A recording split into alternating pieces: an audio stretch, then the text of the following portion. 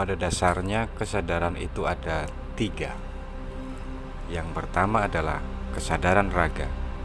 Kesadaran raga itu ya kesadaran tentang raga kita, menyadari kata-kata kita, menyadari sakit, sehat, berjalan, bekerja, dan sebagainya. Itu semua kesadaran raga. Atau lebih simpelnya ya kesadaran kita pada panca indera, melihat, mendengar, dan lainnya. Kemudian yang kedua ada kesadaran pikir.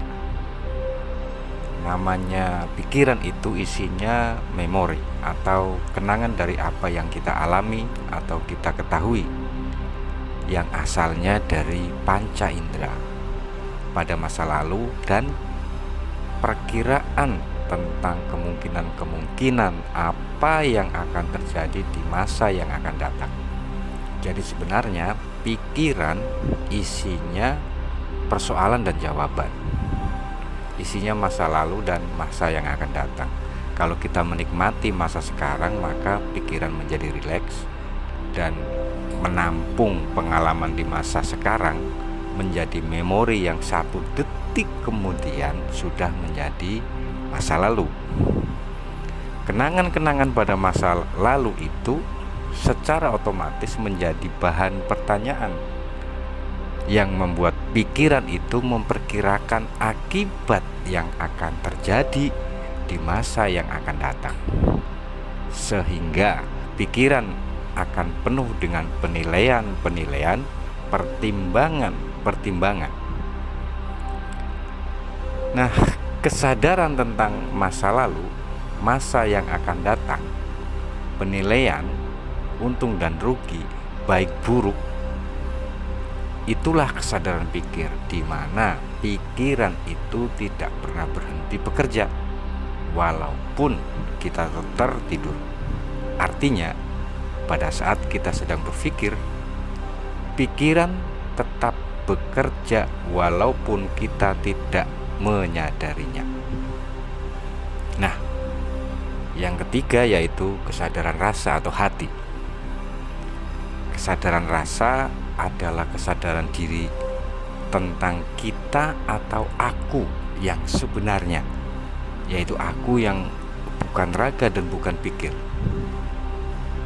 Semua orang bisa menyadarinya, hanya terkadang kesadaran rasa ini bercampur dengan kesadaran pikir sehingga tidak bisa dibedakan. Jadi kalau batin kita atau hati kita bergetar dan memberitahu atas tingkah laku kita tanpa penilaian, itu berarti rasa. Tapi ada juga getaran yang memberitahu kita dengan penilaian, untung dan rugi, atau baik dan buruk, sebab dan akibat. Itu berarti kesadaran pikir. Rasa cenderung diam dan mengarahkan dengan keharusan. Pikir selalu ramai dengan memberikan pertimbangan-pertimbangan. Yang diharapkan dalam hidup ini adalah adanya keseimbangan tentang tiga kesadaran ini, sehingga diri kita ini menjadi tenang, terarah, dan merasakan kebahagiaan yang sejati.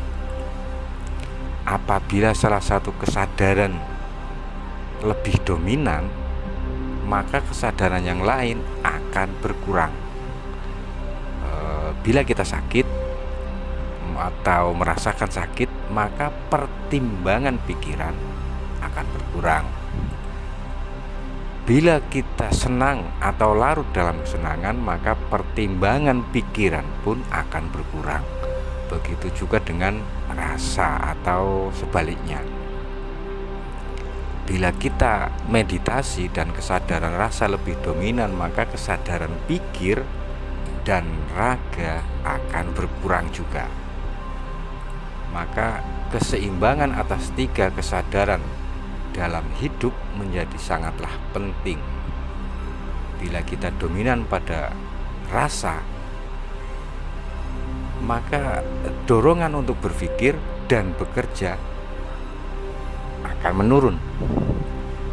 Bila raga kita yang dominan, maka kita akan menuruti hawa nafsu yang bisa bersifat negatif, bisa juga positif. Bila kita dominan pada fikir, maka hidup kita akan dipenuhi perhitungan-perhitungan dan bisa penuh dengan kekhawatiran yang akan mengarahkan kita kepada hal yang bisa saja bersifat positif atau bisa juga negatif. Meditasi atau semadi atau zikir atau apapun metodenya menjadi penting untuk memahami dan mengarahkan kita pada keseimbangan dari 3 kesadaran itu. Salam.